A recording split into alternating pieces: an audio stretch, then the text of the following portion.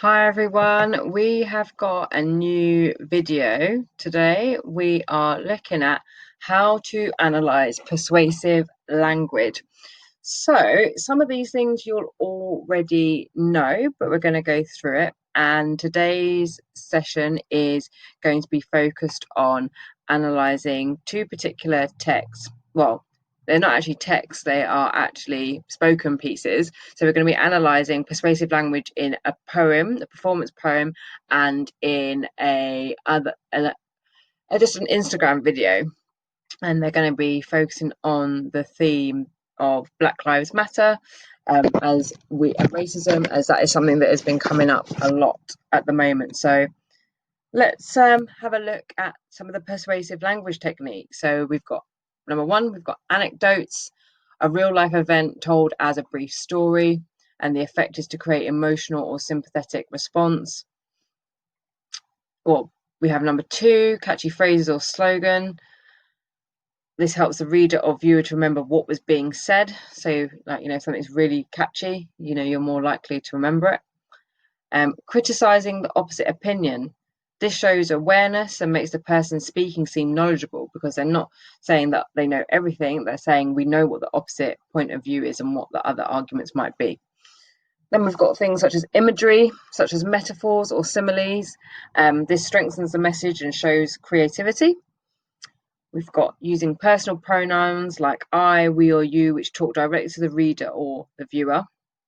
We've got rhetorical questions. These are questions that appear in the writing, or someone might say it, but it's not part of a conversation. It's not part of a dialogue with somebody else. And then last of all, we've got rule of three and repetition, which you are already very familiar with.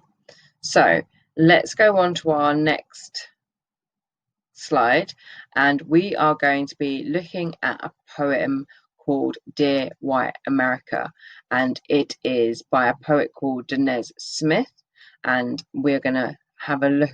We're going to listen to this poem, and then we are going to see which of the techniques they used. Have left in search of a new God. I do not trust the God you have given us. My grandmother's hallelujah is only outdone by the fear she nurses each time the blood-fat summer swallows another child who used to sing in the choir. Take your God back. Though his songs are beautiful, his miracles are inconsistent. I want the fate of Lazarus for Anisha. I want Chucky, Bo, Mo, Sean, Islan, Trayvon risen 3 days after their entombing. Their ghosts re-gifted flesh and blood. Their flesh and blood re-gifted their children. I have left Earth.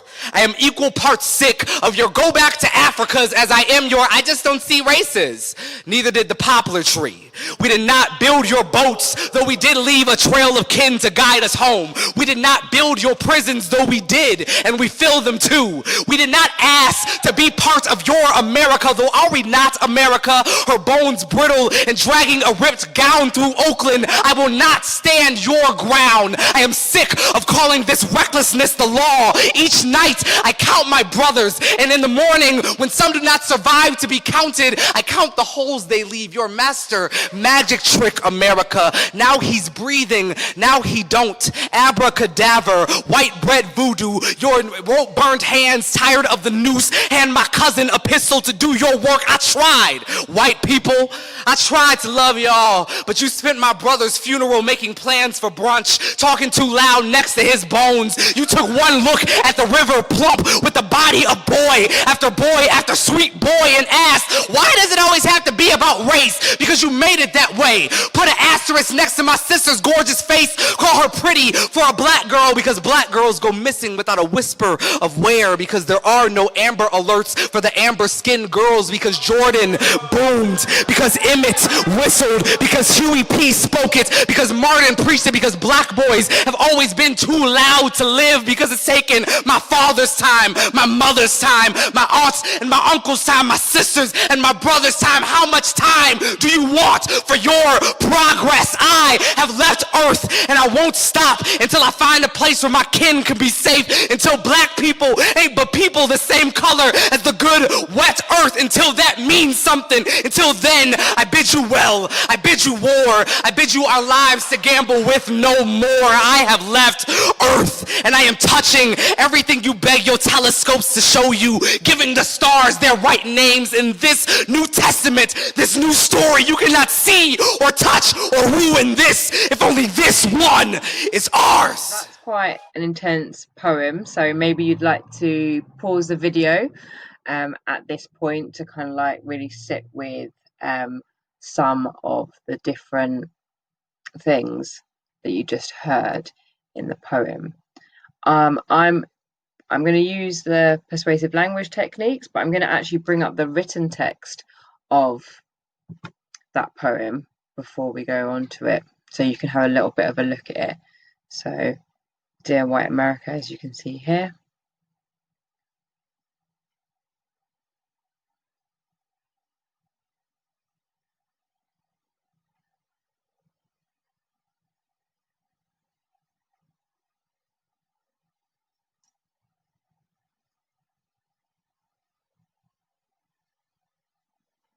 So if you can just like read this, and then we can kind of like, you know,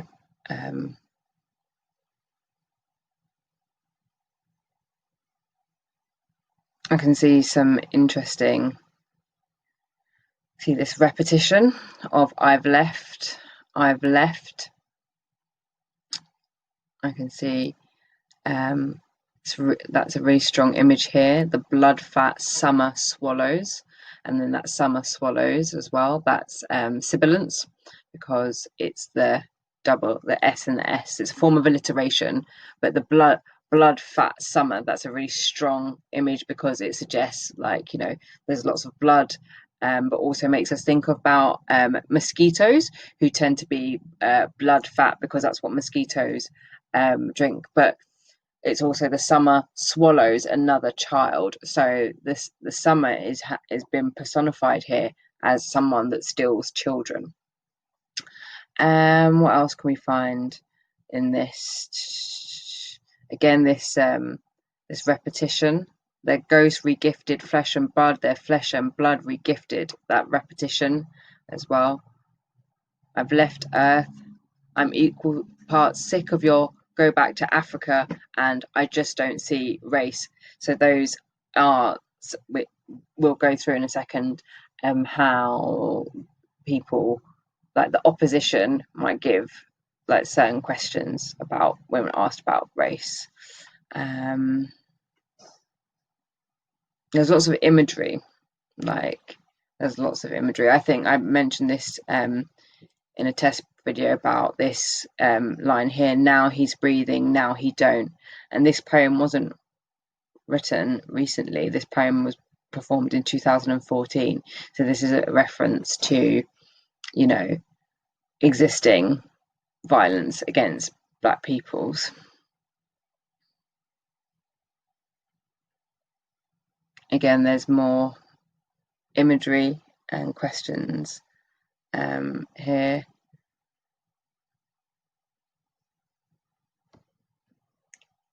This is a rhetorical question, and ask, why does it always have to be about race? But the poet answers the question because because you made it that way. But that is actually a rhetorical question because they're not talking to anybody else. So that's interesting. And then they explain it. Then we've got these examples here. Jordan boomed, Emmett whistled because Huey P spoke, because Martin preached. So these are all people that, you know, are associated with, I think Huey P. Newton's associated with the Black Panther movement, which is was a civil rights movement in the UK trying to get rights for Black people. Martin Luther King's obviously very famous for you know, his work in the civil rights movement in America. Emmett Till was someone that was murdered by the police, and then the poet sums it up because black boys can always be too loud to live. Then this particular part here, because it's taken my papa and my grandma's time, my father's time, my mother's time, my aunt's time. So again, that repetition of all the different family members of time like really persuades you of, you know, how long this has been going on for. So how much time do you want for your progress? Again, another rhetorical question. I've left Earth.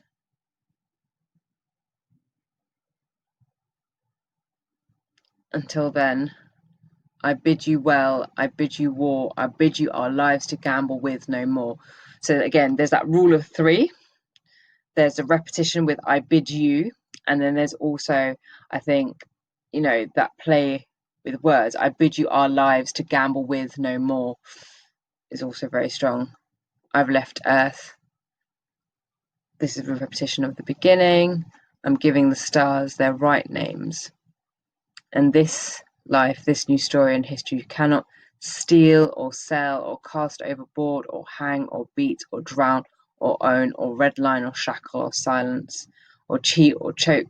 This list of things that have happened to black people is part of the poet's persuasive techniques, because it's showing that they are well aware of all the different negative things that have happened, but they decide, you know, this chance that they have, this, if only this one is ours. So let's go back to the... So, anecdotes, a real event told as a brief story. We definitely saw that when he, in the poem, said, you spent my brother's funeral making plans for brunch. And this is like, you know, so it's obviously showing like how disrespectful that is in a funeral. People are making, instead of like being present and, you know, focusing on, you know, the funeral, they're just making plans for like, you know, for socializing. Catchy phrases or slogans. Black boys too loud to live, I think was really good. Criticizing the opposition, showing that awareness, and, you know, they did, you know, illustrate that quite well. There was imagery to do with leaving Earth, the planets, and, you know, the Earth itself being good. And there is a lot of use of personal pronouns such as I, so they're talking directly to white America. And as I said, we did have some rhetorical questions. I tried to love you.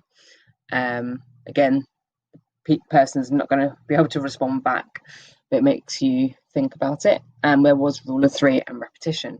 So lots of different techniques used in that particular video. Now I'm going to try and play this one by Sideman all day, who's a comedian, and put this post up on Instagram when people first started like posting about the George Floyd murder by the police. So this is his particular take on it, and we're going. I talk about race, but I don't like talking about race because it gets me irate. Because me and my brother used to have a road when we was younger. If I hit him first, he would have to hit me back, or then we couldn't be cool until that happens. If he hit me first, then we couldn't reach no level of peace, no level of evenness, no level of middle ground until I hit him back. Then we can be cool after that. But when you talk to some white people about race, they want you to have a level of calmness, a level of peace when you're talking to them. But I find it difficult to do that because they don't understand that I've been hit and I don't feel like I can get a hit back. That's why I'm not calm. When I see that a man has put his knee on a black man's neck, it feels like I've been hit, and I can't hit the justice system back. I can't hit institutional racism back. I can't hit white supremacy back. So now it just feels like I'm getting hit, and the only thing I can do is just say, please stop hitting me. There's no sense of justice. There's no sense of it being equal. So that's why it feels like that. So if you don't understand why I'm talking to you and you're like, why are you talking to me? This isn't me. I didn't do that. Let me just do it in a math way. Let's take all emotions out of it. Let's ignore the fact that there's privileges that some people act like they don't even have. Let's just do math. In these first world countries, there are more of you than there are of us. So the more people that speak up, the more the voices will be heard, and maybe some change can happen. But I can't speak calm to you and say that to you in a calm way sometimes. And I'm sorry about that, but it's because I keep getting hit. I keep seeing my people hit, and then when I see them hit, it makes me angry and it makes me irate. So I can't say it in a calm way. But if you can just get past that to hear the message, maybe we can do something about that. Because when I keep getting hit and I can't hit back, it makes me feel like a victim, and I don't like feeling like a victim. It makes me feel helpless, and I don't like that. Yeah, so that was an anecdote. That was a personal story that they gave to us to set the scene. But let's see if I can move on. Fast forward. The theme of being hit and not being able to hit back comes up, like, you know, it's repeated throughout, and you'll hear it again at the end. But that's something that is repeated throughout. Again, there was rule of three. He said, I don't feel like I can hit the justice system back. I don't feel like I can hit institutional racism back. I don't feel like I can hit white supremacy back. So it just feels like I'm just being hit. So again, that rule of three, like illustrating very clearly these huge, big, you know, themes and institutions and problems in society that are really, really hard to tackle. And so you can have empathy with him, because, yeah, how do you tackle institutional racism as one individual person? And also that theme, that repetition of feeling like you're being hit all the time, everyone can empathize with that. No sense of justice, there's no sense of dignity. So that's why it feels like that. So if you don't understand why I'm talking to you. So we just had the rule of three, and now we've got a rhetorical question. If you don't understand why I'm talking like this, again, this is not dialogue. There's not somebody else there that Sideman is talking to. It's a rhetorical question.